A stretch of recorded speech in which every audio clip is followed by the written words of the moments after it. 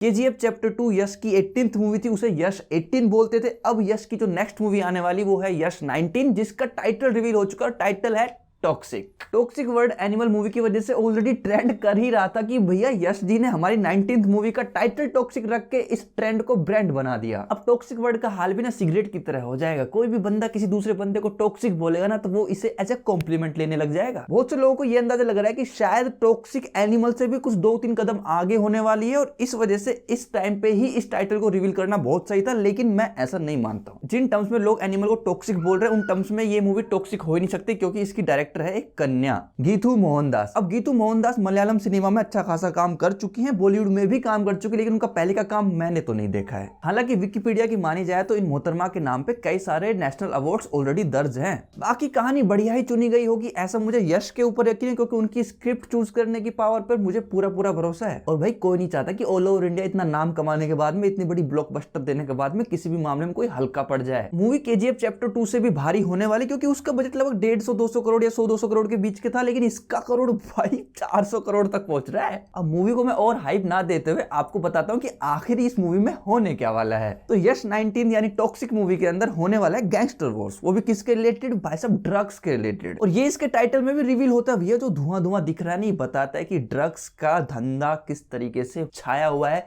60s to 70s के time में, वो भी गोवा के आसपास। अब इंफॉर्मेशन ये आ रही है कि गोवा के अंदर शूट हुआ है, लेकिन वो गोवा के अंदर गोवा को गोवा ही दिखाया गया है, इसका कंफर्मेशन नहीं है। बट कहानी केवल इंडिया तक सीमित नहीं रहने वाली, इंटरनेशनल लेवल पर जाने वाली, इसका कंफर्मेशन है। सीबीआई में हूं मैं। अब इस टाइटल अनाउंसमेंट से ये तो पता चल रहा है कि भैया जो यश का कैरेक्टर है वो पूरा का पूरा ग्रेइश होने वाला है। अच्छों के साथ अच्छा है भाई और बुरों के साथ बहुत बुरा है। ऊपर से इसके अंदर जो लाइंस लिखी गई है फेरी टेल्स वाली और इंटॉक्सिफिकेशन वाली, भैया वो बोलने आ रहे हैं कि भैया हम पूरे के पूरे वर्ल्ड को नशे में डुबोने आ रहे हैं। ऊपर से बार बार जोकर का रेफरेंस हमें साफ साफ बता रहा है कि भैया आप उस कैरेक्टर को पसंद करोगे, बट वो कैरेक्टर आइडियलाइज्ड कैरेक्टर नहीं होने वाला है। और इसी के साथ इंटरेस्टिंग ये बन जाता है कि यश को अपनी एक्टिंग के अंदर काफी सारी वैरायटीज दिखाने का मौका मिलने वाला है इस कैरेक्टर के अंदर। अब एक बढ़िया एक्टर का बढ़िया कैरेक्टर, उस कैरेक्टर से मैच करती हुई कोई एक्ट्रेस भी तो आनी चाहिए। तो भैया साई पल्लवी जी का नाम है वो सामने आ रहा है बार बार, और मैं खुश हुई यदि साई पल्लवी जी इसमें आने वाली है तो। लेकिन एक ग्रुप ऐसा भी है यश के फैंस में, यश के ऑडियंस के अंदर, जो कि ये कह रही है कि भैया हमें तो लग रहा है डर। वो भी डर किस बात का पता है? कमेंट बॉक्स खोलोगे तो शायद मैं उस कमेंट का स्क्रीनशॉट ले पाता, बट मुझे ऐसा लगा कि उनका डर ये है